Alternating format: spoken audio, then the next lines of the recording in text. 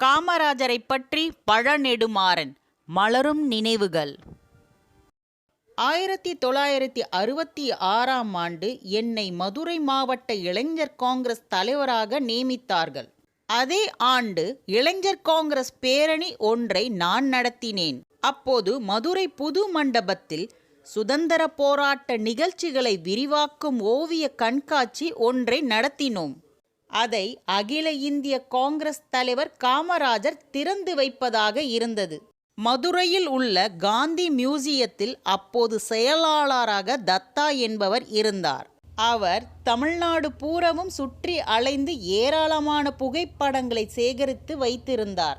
அதனுடைய நெகட்டிவ்களையும் வைத்திருந்தார். அவற்றில் எதை எதை கண்காட்சியில் வைக்கலாம் என்று நாங்கள் ஆராய்ந்தபோது ஓர் அரிய நெகட்டிவ் கிடைத்தது. மகாத்மா காந்தியை அழைத்து கொண்டு காமராஜர் ஒரு ரயில்வே நிலையத்தின் பிளாட்பாரத்தில் நடந்து வருகிறார்.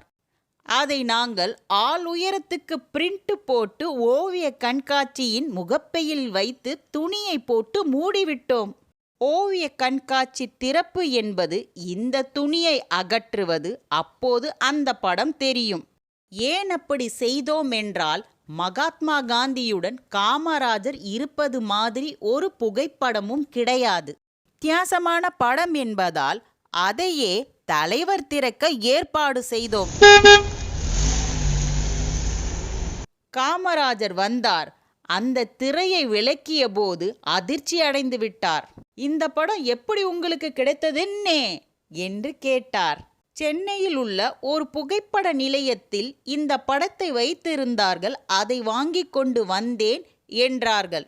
உடனே காமராஜர், அது எந்த ரயில்வே நிலையம், கூட இருப்பவர்களெல்லாம் யார் யார் தெரியுமான்னே என்று கேட்டார். அது ஆவடி ரயில்வே நிலையம். சென்னை சென்ட்ரல் ரயில்வே நிலையத்தில் மகாத்மா காந்தி வந்து இறங்குவதாக இருந்ததுன்னே. ஆனால் அங்கே பல்லாயிரக்கணக்கான மக்கள் கூடிவிட்டார்கள்.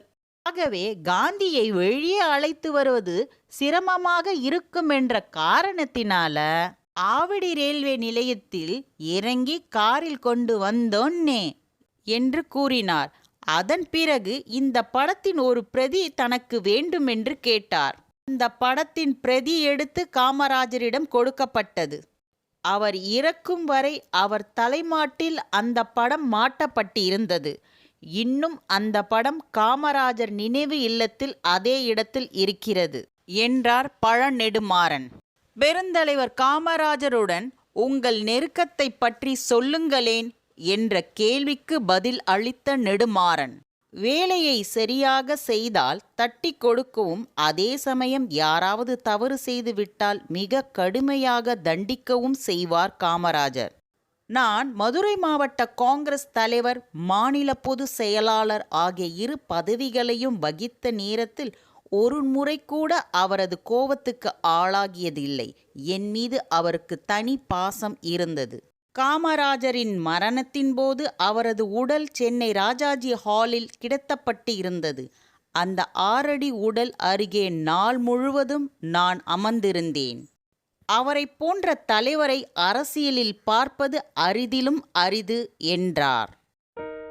பெருந்தலைவர் காமராஜரின் மறைவின் போது அவரது உடலின் அருகே சோகமே உருவாக பழநெடுமாறன்.